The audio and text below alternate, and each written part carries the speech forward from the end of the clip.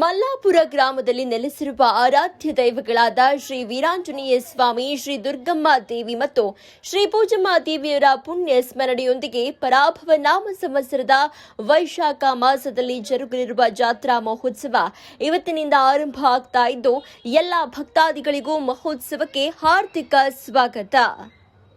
ನಮಸ್ತೆ ಎಲ್ರಿಗೂ. ನಾವಿಲ್ಲಿ ಕಳೆದ 10 ವರ್ಷದ ಹಿಂದೆ ಈ ಜಾತ್ರೆಯನ್ನು ಮಾಡಿದ್ರು. ಈಗ ಮಾಡರ್ನೈಸ್ ಕಾಲದಲ್ಲಿ ನಮ್ಮ ಮುಂದೆ ಬರೋ ಜನ್ರೇಷನ್ ಮಕ್ಕಳಿಗೆ ಸಂಸ್ಕೃತಿ ಬಗ್ಗೆ ಅಷ್ಟು ನಾಲೆಡ್ಜ್ ಇರಲ್ಲ. ಇದನ್ನೆಲ್ಲ ನೋಡಿ ನಮ್ಮ ಮಕ್ಕಳಿಗೆ ಈ ರೀತಿಯನ್ನು ಮಾಡ್ಬೋದಾ ಅನ್ನೋ ಒಂದು ಐಡಿಯಾ ಬರುತ್ತೆ. ನಮ್ಮ ಸಂಸ್ಕೃತಿಗೆ ಒಂದು ಕೈಗನ್ನಡಿಯಾಗಿ ಈ ಒಂದು ಜಾತ್ರೆ ವಿಜೃಂಭಣೆಯಿಂದ ನಡೀತಾ ಇದೆ.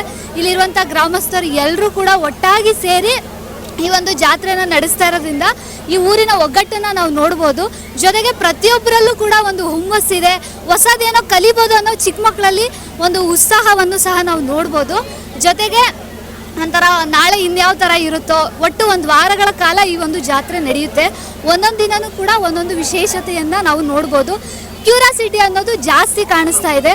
ನಾಳೆ ಮೆರವಣಿಗೆ ಇರುತ್ತೆ. ಅದಾದಮೇಲೆ 3ನೇ ದಿನ ಗ್ರಾಮದಲ್ಲಿ ಆರತಿ ಇನ್ನೂ ಗ್ರ್ಯಾಂಡಾಗಿ ಮಾಡ್ತಾರೆ. ಅದನ್ನೆಲ್ಲ ನೋಡೋದಕ್ಕೆ ನಾವಂತೂ ತುಂಬ ಕಾತುರದಿಂದ ಕಾಯ್ತಾ ಇದ್ದೀವಿ. ಇನ್ನು ಈ ವಾರಗಳ ಪ್ರತಿದಿನ ಏನೇನು ನಡೀತಾ ಇದೆ ಅನ್ನೋದು ಕೂಡ ಉತ್ಸಾಹದಿಂದ ಕಾಯ್ತಾ ಇದ್ದೀವಿ. ಜೊತೆಗೆ ಎಲ್ಲರೂ ಕೂಡ ಅಂದರೆ ನಮ್ಮ ಮನೆಗೆ ಯಾರೆಲ್ಲ ನೆಂಟರಿದ್ದಾರೆ ಅನ್ನೋದು ತಿಳ್ಕೊಳ್ಳೋದು ಒಂದು ಏನಂತಾರೆ ಹೊಸತನವನ್ನು ನಾವು ಕಾಣ್ಬೋದು. ಜೊತೆಗೆ ನಮ್ಮ ಮಕ್ಕಳಿಗೆ ನಮ್ಮ ನೆಂಟರಿಸ್ರು ಯಾರು ಅನ್ನೋದು ಕೂಡ ಪರಿಚಯ ಆಗುತ್ತೆ. ಹೊಸ ಹೊಸ ಮುಖಗಳನ್ನ ನೋಡ್ತಾರೆ. ಮತ್ತು ಜನರ ಜೊತೆ ಬೆರೆಯೋದಕ್ಕೂ ಒಂಥರ ಅನುಕೂಲ ಆಗುತ್ತೆ ಇದೊಂದು ಜಾತ್ರೆ ಅಂತ ಹೇಳ್ಬೋದು. ಜೊತೆಗೆ ಇಲ್ಲಿನ ಪ್ರತಿಯೊಬ್ಬ ಗ್ರಾಮಸ್ಥರು ಕೂಡ ಒಟ್ಟಾಗಿ ಸೇರಿ ಒಂದು ಖುಷಿಯಿಂದ ಸೆಲೆಬ್ರೇಟ್ ಮಾಡ್ತಾ ಇದ್ದಾರೆ. ಪ್ರತಿಯೊಬ್ಬರು ನಂದೇ ಒಂದು ಜವಾಬ್ದಾರಿ ಅಂತ ತಿಳ್ಕೊಂಡು ಎಲ್ಲರೂ ಇದರಲ್ಲಿ ಪಾಲ್ಗೊಂಡು ಆಚರಿಸ್ತಾ ಇದೆ. ಅದು ನಮಗೆ ತುಂಬ ತುಂಬ ಖುಷಿ ಆಗ್ತಾ ಇದೆ. ಜೊತೆಗೆ ಮತ್ತೆ ಮುಂದೆ ಬರೋಂಥ ಪೀಳಿಗೆ ಜನರು ಇದನ್ನ ಕಂಟಿನ್ಯೂ ಮಾಡ್ಕೊಂಡು ಹೋಗ್ಬೇಕು. ಈಗೇನು 10 ವರ್ಷಕ್ಕೊಮ್ಮೆ ಮಾಡ್ತಾ ಇದ್ದಾರೋ ಪ್ರತಿ ವರ್ಷನೂ ಮಾಡಿದ್ರೆ ಇನ್ನಷ್ಟು ಖುಷಿಯಾಗಿರುತ್ತೆ.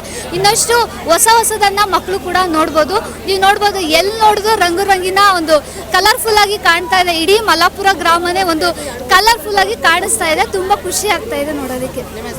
ಶಾಂತ.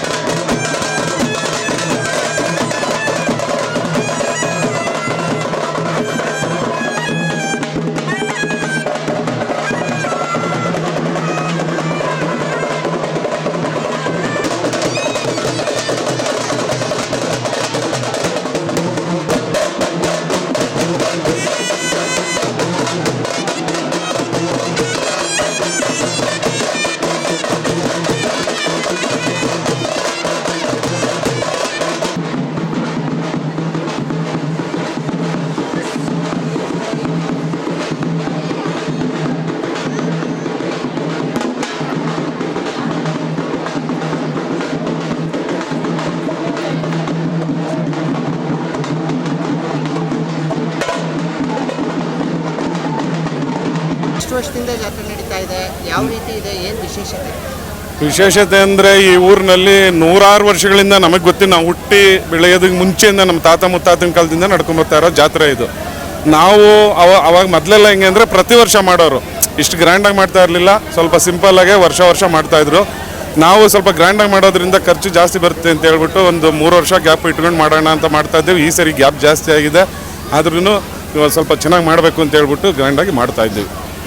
ಏನು ಸರ್ ಈ ಜಾತ್ರೆ ವಿಶೇಷತೆ? ಸೋಮವಾರ ಆಂಜನೇಯನ ಪರವ್ ಇರುತ್ತೆ, ಬೆಲ್ದಾರತಿ ಇರುತ್ತೆ. ನಾವು ಅದು ಬಿಟ್ಟರೆ ಮಂಗಳವಾರ ನೈಟು ಪೂಜಮ್ಮ ಮತ್ತು ದುರ್ಗಮ್ಮ ಅಂತ ಹೊಳೆಯಿಂದ ತೊಗೊಂಬರ್ತೀವಿ. ಹೊಳೆಯಿಂದ ತೊಗೊಂಬರ್ಬೇಕಾದ್ರೆ ಒತ್ತಿನ ಆರತಿ ಮೊದಲು ಕರ್ಗ ತೊಗೊಂಬರ್ತಾಯಿದ್ದೋ, ಮೆರವಣಿಗೆ ದೇವರು ಇರಲಿಲ್ಲ, ಕರ್ಗ ತೊಗೊಂಬರ್ತಾಯಿದ್ದೋ. ಈಗ ಪೂಜಮ್ಮನಿಗೆ ಇವಾಗ ಮೆರವಣಿಗೆ ದೇವರು ಇರೋದ್ರಿಂದ ಕರ್ಗ ತೊಗೊಂಬರ್ತಾ ಇಲ್ಲ. ಬಂದು ನಂತರ ಊರಿಗೆ ಶಾಂತಿಗೋಸ್ಕರ ಒಂದು ಉಪಹಾರ ಅಂತ ಮಾಡಿಬಿಟ್ಟು ಮರಿ ಹೊಡಿತೀವಿ, ಊರಿಗೆಲ್ಲ ಬಲಿ ಚೆಲ್ತೀವಿ.